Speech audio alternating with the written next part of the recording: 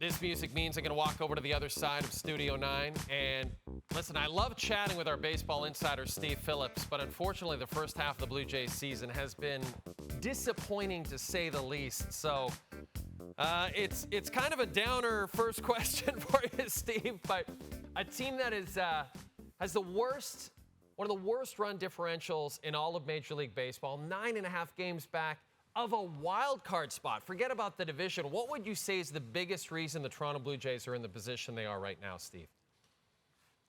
You know, there's two reasons, really. First, it's the offense. I'm putting together a report card for the first half of the season, and I have been shocked. I knew the offense was bad. I am shocked at how bad the offense has been and where they are in the rankings around baseball at each position. So they just haven't performed offensively. They're ranked 24th out of offense at the shortstop position. Bo Bichette's position, who in the past has been one of the best offensive shortstops in the game, that has crushed them. Their offensive production at third base, not great. The outfield, they have been just crushed offensively there.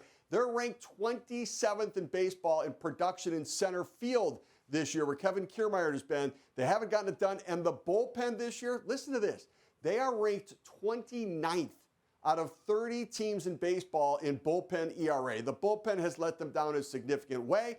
Jordan Romano's out. Maybe he'll come back late in the year after surgery. Eric Swanson was a big part of it last year in AAA. Tim Meza, he's designated for assignment. He's not even in the organization anymore. He had a sub-2 ERA last year. Things have fallen apart at the end of the game, and offensively, they just have not gotten the job done. So let's put ourselves in Ross Atkins' shoes. You've got 2 weeks till the MLB trade deadline. Steve, how would you approach it if you were Atkins? So they're sellers right now. I don't care if they come out of the gate and win 6 in a row. They should sell. They don't have what it takes to sustain a run of success to get back into it. They just don't. They can get hot for a few days, but it doesn't matter. They need to sell. And they need to sell all of the players with expiring contracts and any of the players who they have control over who have underperformed. So if there's a deal for a George Springer out there where maybe you can swap somebody else's bad contract where they're not performing for Springer and it makes more sense for the team in the future, consider it. Those are better done in the offseason than at the trade deadline, but keep an open mind. The other thing, though, I think they have to do, if you're keeping Bichette and Guerrero, which they are, and you're going to keep Gausman, Bassett, and Barrios, the big three in your rotation, then you should look to buy as well. You're going to have motivated sellers with players that have control beyond just this year. They should get in on acquiring those players. It's not going to make a difference this year, but it could make a difference next year, and they can't just wait for the offseason to see who's available in free agency when there are players they could trade for right now. It's threading the needle to be a seller and a buyer, but Ross Atkins should at least try to improve his team with an addition at the trade deadline as well.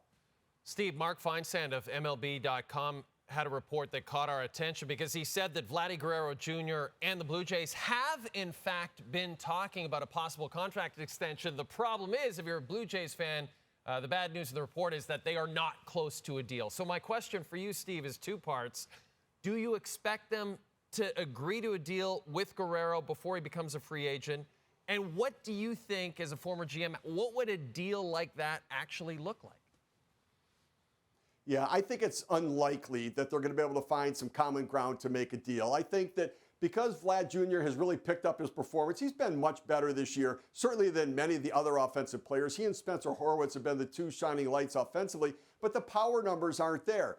Vlad Jr. wants to get paid like a power-hitting first baseman, while the team is saying, we'll pay you as a very good first baseman, but you've not had that kind of power, so we've got to stop short of the elite-level contract. So I could see a deal done around 8 years, $200 million, $25 million a year, where you could justify something like that. But I think Guerrero's camp is going to be looking over 8 years at something closer to $300 million. That's a big gap to get to right now. Maybe things will change in the offseason. I don't expect something to get done, and I think it's unlikely that they even get it done before both Bichette and Guerrero head to free agency. Doesn't mean the Jays can't bring them back, but I suspect they'll ultimately let them test out the market, see what's there, and then see if they can make a deal on the backside of it.